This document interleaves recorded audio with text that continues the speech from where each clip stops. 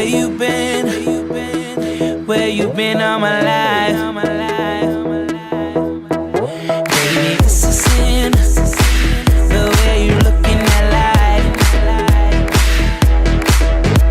It's obvious that I want something from you.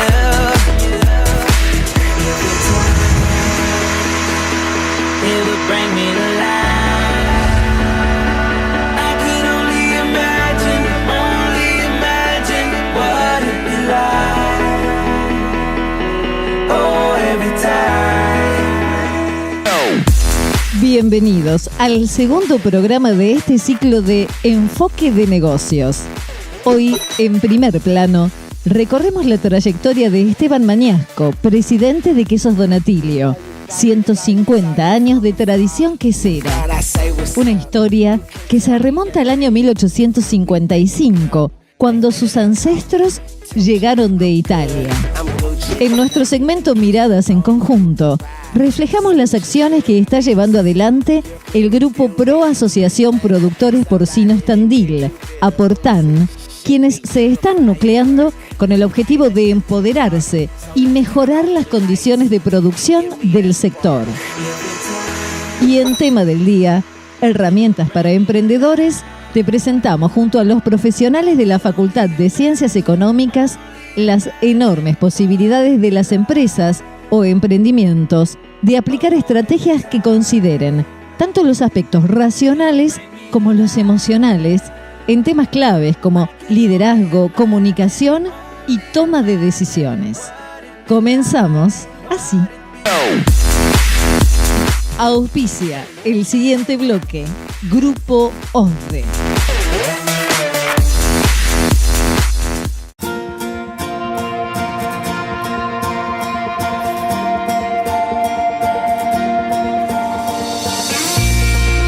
Hombre de mirada clara y presencia seria, Esteban Mañasco, 57 años, es médico veterinario. Y entre sus hobbies, además de hacer mucho deporte, toca la batería. Hoy nos relata la historia de su familia, asociada indiscutiblemente a los productos lácteos dentro y fuera de Tandil.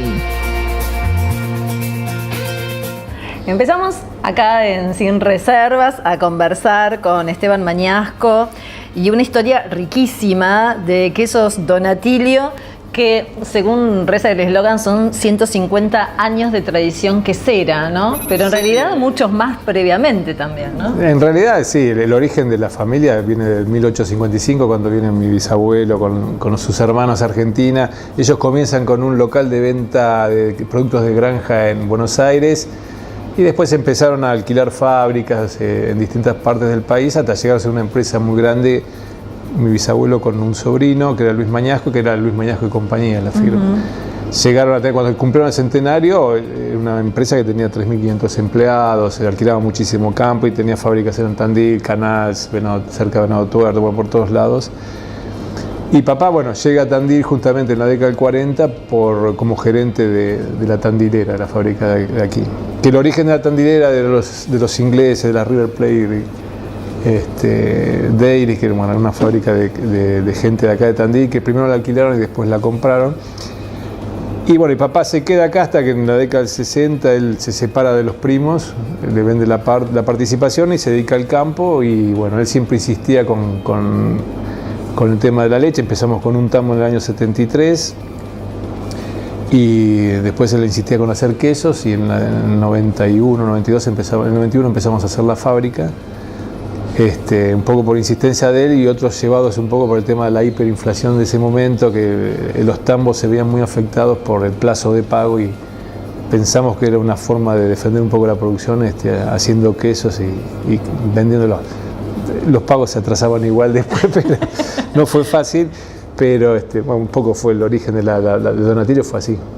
Y vos, digamos, Esteban, en la familia, ¿cuándo te empezaste a meter? Supongo que tu infancia estuvo rodeada de toda esta historia, pero ¿cuáles son tus recuerdos de pibe? Sí, de chico lo único que me acuerdo, era muy chico, o sea, con 7 años, 6, 7 años de haber ido acá a la tandilera en su momento y haber visto los quesos guardados, y había un quesero ahí que hacía figuras con la parafina que se recubrían los quesos.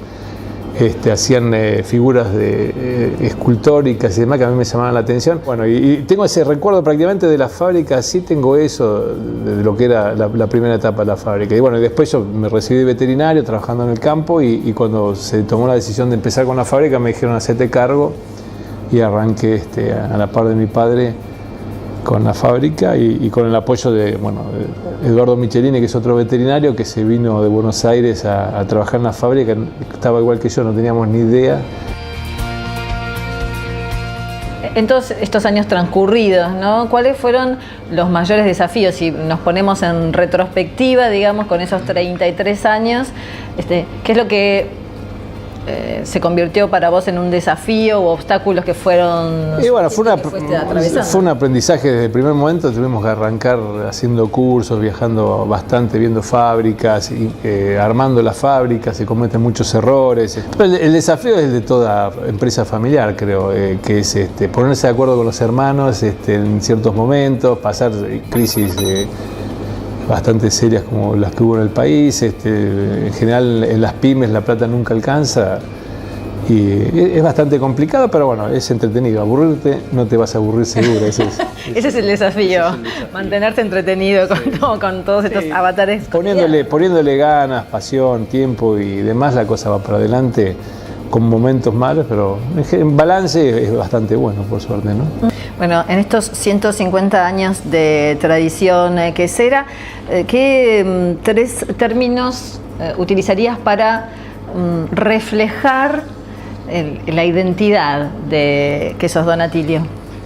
Donatilio, o sea, uno es Tandil. Yo creo que Tandil les va a la cabeza, es una cosa que en su momento pesaba mucho y pesó, siempre lo tuvimos claro. Tandil tiene una tradición quesera muy grande, un poco traída por todos o sea, arranca desde la inmigración vasca de los tamberos que vinieron a hacer tambo a Tandil y después, bueno, todas las fábricas que se fueron formando.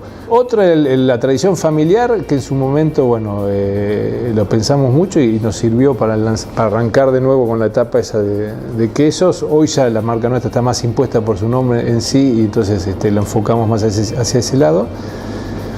Y no sé, el otro es el trabajo y el progreso nuestro y de la gente que trabaja con nosotros, todos los colaboradores, un poco son los esquemas, las cosas a que apuntamos como todo, ¿no? Esteban lleva un apellido de peso, reconocido, que ostenta con orgullo. Aún hoy, la empresa que preside sigue caracterizándose por los fuertes lazos familiares y la pasión por el trabajo como bandera.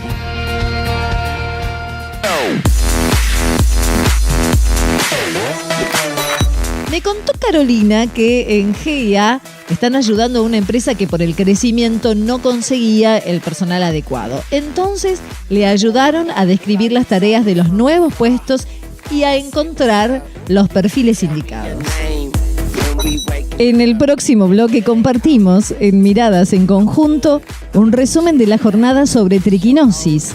Matías Pose y Alejandro Castro nos describen esta iniciativa ligada al asociativismo y vinculada a la intención de generar conciencia sobre la producción porcina saludable.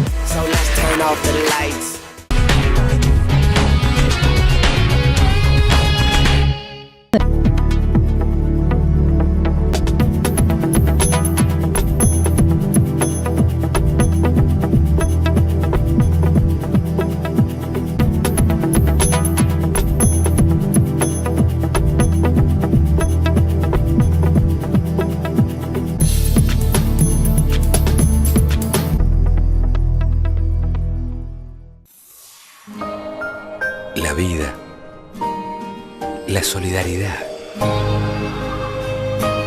la confianza se transmiten de persona a persona. OSDE.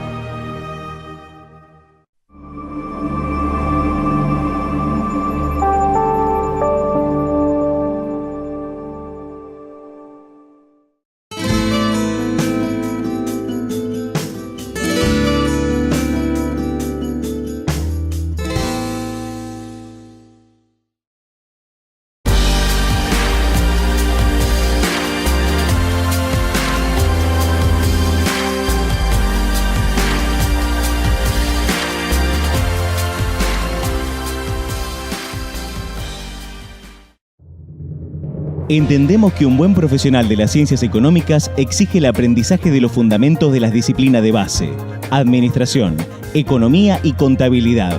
La adquisición de técnicas para resolver problemas profesionales mediante experiencias significativas y lograr un compromiso con el bien común.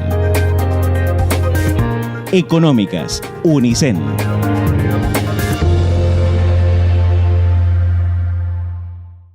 Es una relación muy familiar, directamente muy familiar. Acá no somos un número. Yo soy Daniel Bocadelli para ellos. No soy el 325, como todos los bancos privados. Si sos trabajador independiente, accede a un crédito a medida, solo con DNI y un año de antigüedad en tu oficio o actividad. Vos también podés crecer. Ingresá a www.provinciamicroempresas.com o llamanos al 0800-777-7663. Si vos crees en tu negocio, nosotros creemos en vos.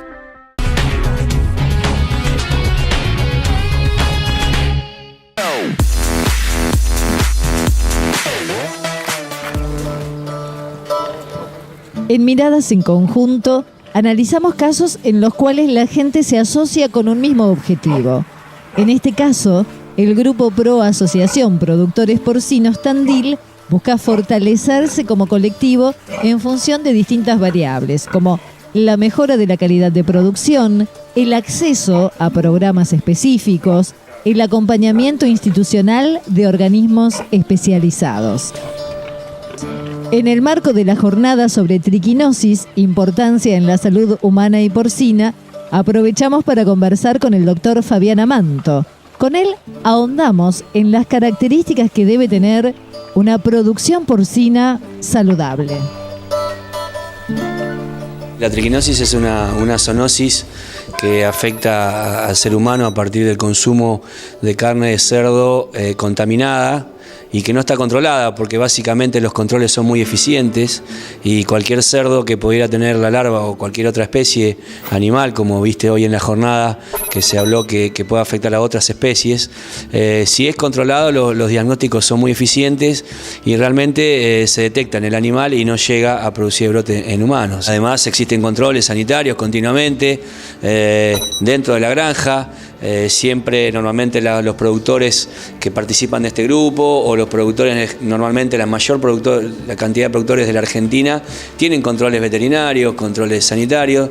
Por lo tanto, el consejo y la recomendación en la difusión es que la gente tiene que consumir un alimento que en definitiva los veterinarios, los productores de cerdos producimos alimentos, tiene que consumir un alimento controlado, que vaya por las normas legales de faena, y con eso es casi imposible obtener la enfermedad. Uno trata como técnicos también de incentivarlos a que se asocien, se agrupen, ya sea para hacer compras en conjunto, para hacer ventas en conjunto, para todo lo que sabemos que tiene beneficio de las asociaciones, y para mí es un gusto que ellos ya hayan tomado el paso de estar estudiando todas las maneras posibles de asociarse, y bueno, dentro del estatuto que ellos están escribiendo, que me tocó ser parte de aconsejar de cómo armarlo, como hoy se dijo, lo dijo Alejandro Castro en la charla, una de las finalidades es producir carne de cerdo de calidad y sin ningún ningún riesgo sanitario.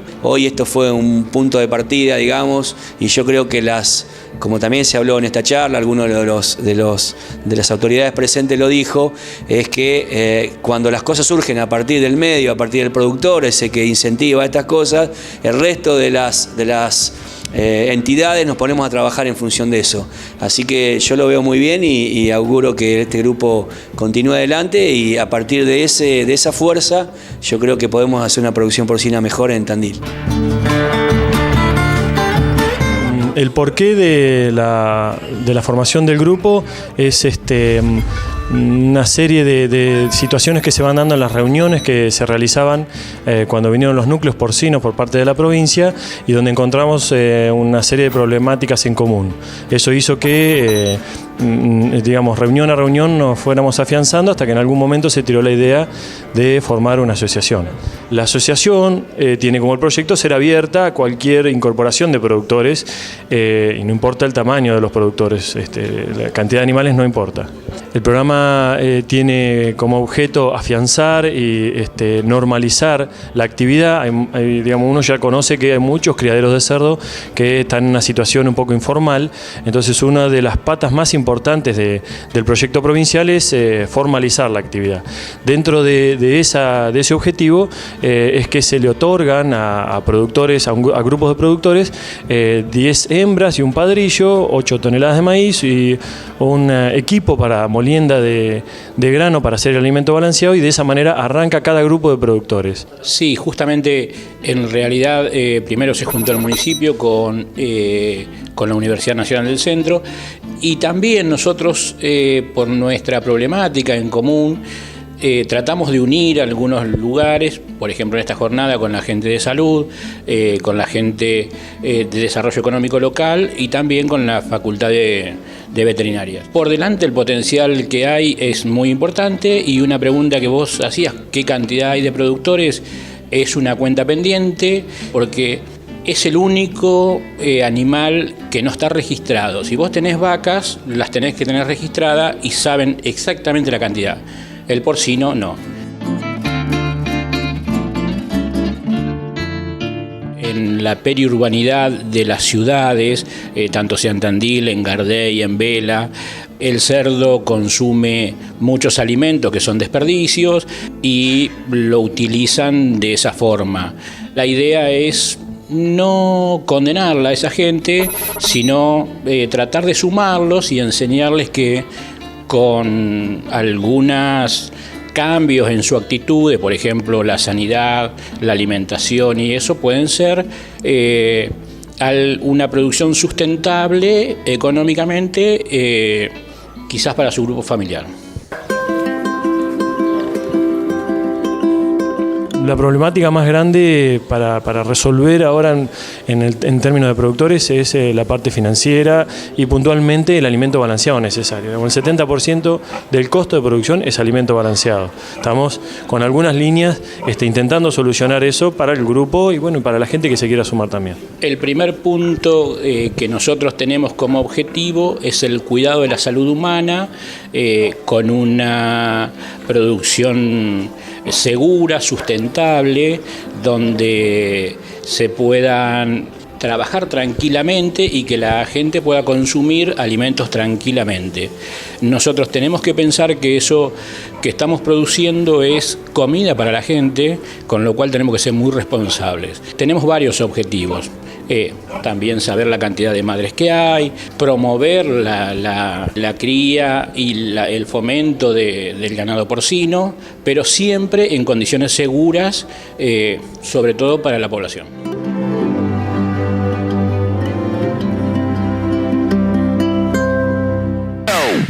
En el último segmento de N, entrevistamos a María Isabel Camio, investigadora de la Facultad de Ciencias Económicas, cuando lo racional y lo emocional se compatibilizan para optimizar la eficiencia de las organizaciones.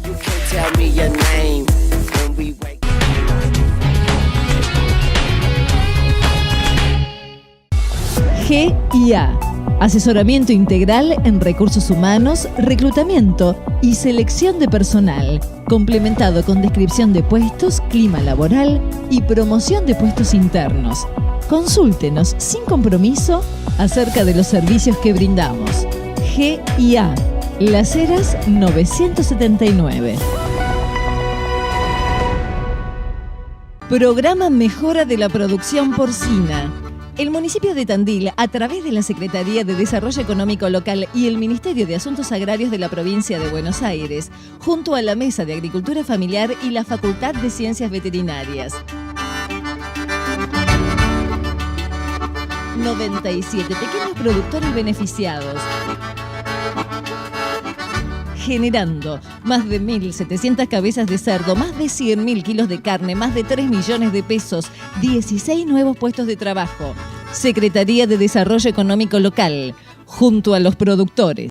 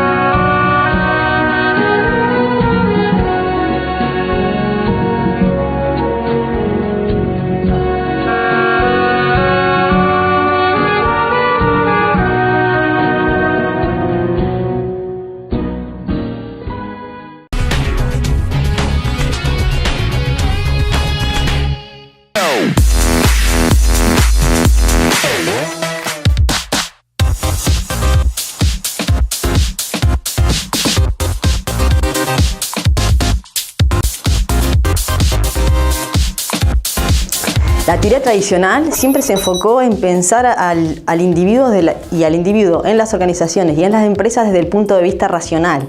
Esto es decir, yo como profesional, como investigador, como teórico de administración, siempre se trató de decir, las emociones debemos tratar de dejarlas a un costado y tratar de parecernos a una máquina, algo que funcione, que sea productivo, que sea eficiente. Desde la lógica de los clásicos se trabaja desde ahí. Estudios que no tienen que ver con el campo de la administración, sino que básicamente salen de la neurobiología, han dicho que si nosotros no tenemos emociones no podemos decidir. Si no podemos decidir, no podemos trabajar. Cuando yo hablo de emocional, hablo de cuestiones que tienen que ver con la intuición, directamente relacionada. Y cuando hablamos de la intuición, ¿de qué hablamos? De esas cuestiones que tienen que ver también con la experiencia y el aprendizaje que el individuo supo desarrollar. Hay gente que tiene como capacidades innatas de ver situaciones estratégicas, tomar decisiones estratégicas de mejor manera que otro. Nosotros lo que trabajamos desde la universidad y desde estudiar estos fenómenos, es decir, hay cuestiones que nosotros podemos aprender y capacidades que podemos desarrollar de distintos aspectos. Primero, estudiándolas, ¿sí? Y estudiamos variables que tienen que ver como la cultura, por ejemplo, es decir, esas cuestiones que decantan en las empresas y en las organizaciones que hacen que una empresa tenga determinadas características y la gente que esté dentro las comparta en mayor o menor grado. Eso también tiene que ver con una manera de gestionar las organizaciones. ¿Y para qué quiere una organización? ¿Para repetir procesos o para generar alternativas de innovación? Cuando yo pienso en generar alternativas de innovación, pienso que tengo que aprovechar a los individuos y que los individuos se desarrollen en las organizaciones de una manera más integral. Cuando nosotros hablamos de integralidad, hablamos de cuestiones que tienen que ver con lo emocional y con lo racional. Es decir, históricamente y en la época de la Revolución Industrial era lógico que un individuo quisiera parecerse, o sería bueno que se pareciera a una parte de una máquina. Hoy una máquina que repite no responde a los cambios del contexto. Hoy se requiere algo que sea mucho más orgánico, algo que sea mucho más plástico, algo que sea mucho más integral y que le permita a las empresas de alguna manera dar respuestas superadoras, crecer, tener proyectos que son innovadores, y en sectores donde la tasa de cambio es fuerte, eso es más importante todavía. Si nosotros pensamos en el software, no podemos estar pensando en que un individuo que trabaja, un programador que trabaja, tiene que pensar como un engranaje de una máquina. Ahí nos quedamos fuera de cualquier proyecto de mejora, ¿no? Desde el punto de vista del empresario, porque eso le va a dar mayor rédito, y también desde el punto de vista de la responsabilidad que tenemos por liderar o formar parte de organizaciones, porque la gente que va a trabajar se va a desarrollar de una manera mucho más integral y el trabajo va a ser parte de su vida, no su vida va a empezar después que sale del trabajo. La idea que nosotros tenemos es decir, nosotros las herramientas que usamos para hacer investigación de campo, podemos usarlas para hacer intervenciones en empresas. En función del tamaño de las empresas va a haber cuestiones que van a depender. Si la empresa es muy pequeña, si es una micro donde hay 5 personas y donde el líder o los líderes de esa empresa son muy potentes en términos de impacto, quizás haya que trabajar a nivel individual con esos individuos, a través de capacitaciones, procesos de sensibilización, acompañamiento, si vos querés, de la palabra que le quieras poner. Si es una empresa mediana y grande, ya implica que hay distintos sectores, distintas herramientas, y ahí uno puede aplicar herramientas mucho más especializadas que permitan ver particularidades y cuestiones muy puntuales que sin herramientas no se pueden ver. Los aspectos emocionales es una manera de considerar otra parte de la vida de la gente que trabaja en las organizaciones que antes no se veía. Vos pensás en los puff, en los juegos de mesa, en todas esas cuestiones que hay empresas que hoy usan, y eso de alguna manera implica reconocer otra manera de interrelacionarse entre las personas que no solo sentados y quietos. Hay una cosa muy particular que ya hoy hay publicaciones súper importantes que hablan de lo que es el uso del sentido del humor en el trabajo. Sí, cómo generar o propiciar aspectos que desarrollen el sentido del humor. Antes nosotros podríamos decir que la gente esté callada, que se porte bien, y eso es positivo. El sentido del humor desdramatiza. Si yo estoy en una situación de crisis, en una situación de cambio, la gente de alguna manera se pone dura, ¿no? Se queda quieta. Cuánto se use de aspectos de desarrollar buenas relaciones, empatía, el uso del sentido del humor en serio, puede ayudar a desarrollar nuevos proyectos, y sí, vinculados fuertemente con la innovación, ¿no? Y hay sectores donde no te permite no ser innovador, porque si no, mañana no estás. La empresa típica en su momento de desarrollo de aprendizaje fue Shell, ¿no es cierto? Y a partir de ahí fue desarrollándose en el MIT toda la teoría en relación con esto. En las empresas pequeñas que nosotros tenemos cerca, para no nombrar a una en particular, lo que tienen de positivo es que a veces los líderes de esas organizaciones tienen capacidades innatas desarrolladas en este sentido. El problema es cuando esas empresas crecen o cuando esos líderes no tienen esas capacidades. Esas capacidades desde el liderazgo se pueden desarrollar. Y por ahí esa es la propuesta. Si vos me decís, ¿cuál es la variable que más impacta en una organización mediana o pequeña? El liderazgo. Desde las competencias directivas, emocionales. Y en eso es donde nosotros estamos haciendo hincapié en el análisis y en el estudio. Hasta acá nuestro segundo programa de este ciclo de enfoque de negocios. Te recordamos que la repetición se emite por esta pantalla de EcoTV el sábado a las 20. Y te podés suscribir a nuestro canal en YouTube o seguirnos en Facebook, donde vamos compartiendo las novedades del mundo emprendedor. Como siempre, agradecerles muchísimo. Nos reencontramos la próxima semana. Chao.